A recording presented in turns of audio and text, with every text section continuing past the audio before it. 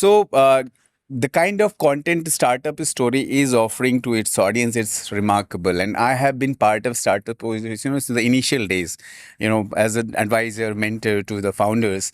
And I have seen it going to places. And, if you are covering issues like these are very important.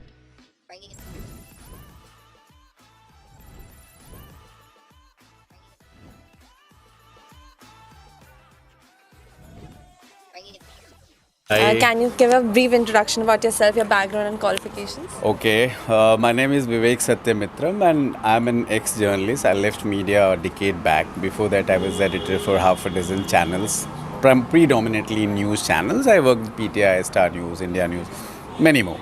And then I left media. I started my career as a consultant into branding, PR, and communications. And parallelly, I started my own startups. So in last 10 years, I started up like 5 companies, different spaces.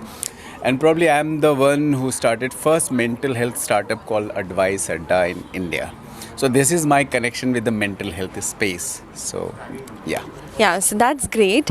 My first question to you is, do you think mental health laws are specific to any gender? If so, then how Bharat Dialogue is breaking barriers in order to ensure inclusivity for all human beings' mental health, irrespective of their gender? See, I believe in India, this discourse has not reached to that level where we can talk about gender, right?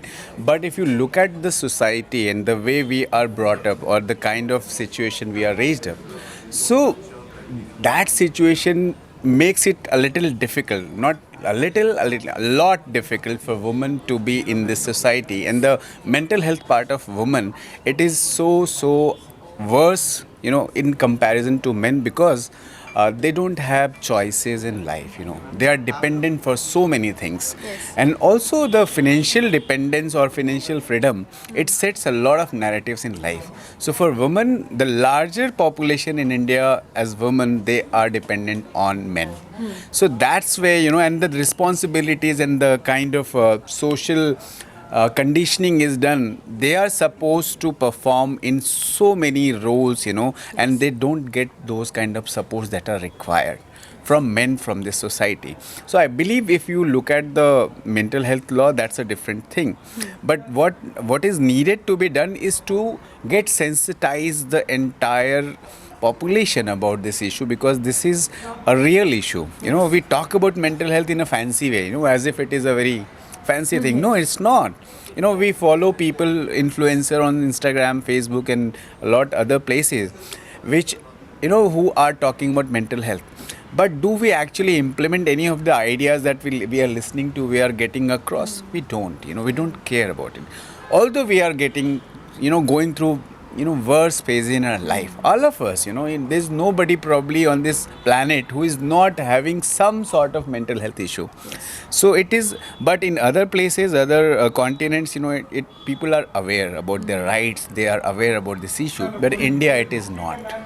So we as a platform at Bharat Dialogues, we are basically trying to, through this event, Bharat Dialogues Women and Mental Health Summit and Awards, we are trying to create awareness and also break the barriers between different stakeholders. For example, there are professional mental health space. Then there are startup founders in mental health. There are people who are doing something through NGOs, but they are not connected. There is no knowledge sharing happening.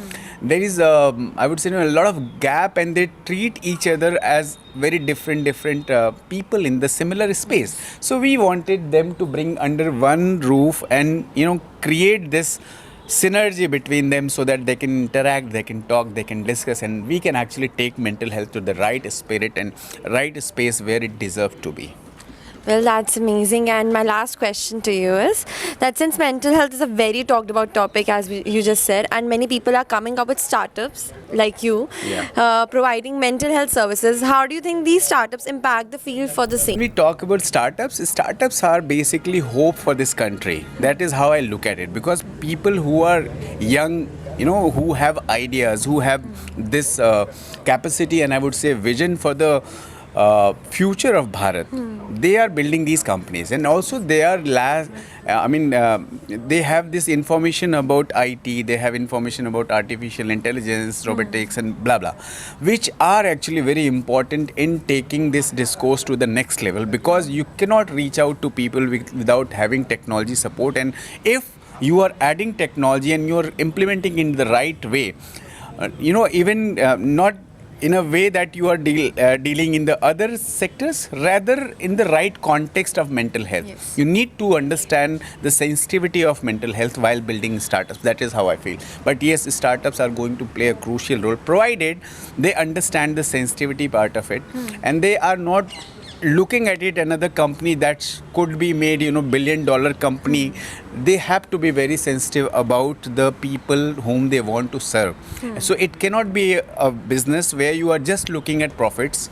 Rather, it can be a business where you are actually connecting dots and you are trying to help people who are going through shit in their lives, right?